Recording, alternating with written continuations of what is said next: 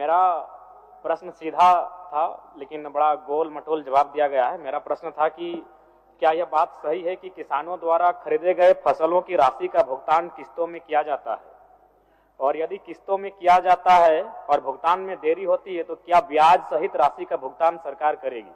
Sir एक बार फिर से सर बता दीजिए। हाँ मंत्री महोदय, मेरा प्रश्न ये है कि जो निर्धारित जयराम जी बट हम बता देते हैं, किसान को जो आप समर्थन मूल्य देते हैं, समर्थन मूल्य का जो पैसा है, अगर देर से अगर विलंब से अगर भुगतान होता है, क्या उसमें इंटरेस्ट आप देंगे? यही ना? ठीक, बोलिए अध्यक्ष महोदय। जी बोलिए। सर निश्चित तौर पर महोदय, अगर कहीं लगेगा कि हम लोग क्योंकि किसानों का अगर हक हम लोग मार रहे हैं तो निश्चित तौर पर इंटरेस्ट देंगे महोदय, ऐसी कोई बात नहीं है। मैं कहना चाहता हूँ महोदय, जो प्रश्न इन्होंने किया है कि किसानों का प्रथम फेज में जब हम लोग चावल धान लेते हैं महोदय, जब क्रय लेते हैं तो 50% हम लोग देते हैं ऑन द स्पॉट और 50% हम लोग बाद में देते हैं। इसका कारण है महोदय कि अगर हम एक टाइम अगर हम पेमेंट कर देंगे तो बिचौलिए लोग हावी हो जाएंगे, किसान को उसका सही लाभ नहीं मिलेगा महोदय। इसको देखते हुए हम लोगों ने निर्णय लिया है कि पहले हम किसानों को 50% देंगे, उसके बाद महोदय जब धान हमारे जाएगा तो मिल में जाएगा, वहां से जब साफ चावल आएगा महोदय, उसके बाद 50% हम लोग दे देंगे महोदय।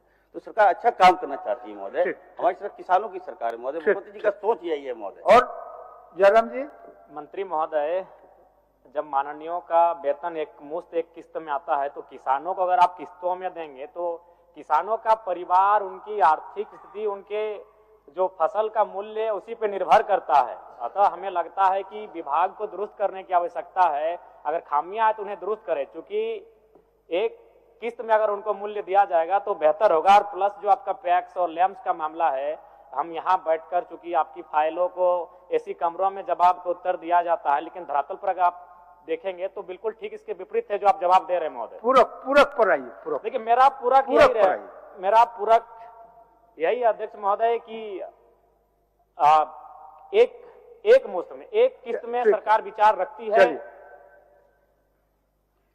मैंने कहा ना सर कि हम किसान की जो हित है सर उसको देखते हैं। विधायक जी जो कहना चाह रहे हैं कि एक मुश्त में महोदय, अगर एक मुश्त में देंगे तो महोदय इसमें करप्शन बढ़ेगा महोदय, सभी किसानों को लाभ नहीं मिलेगा।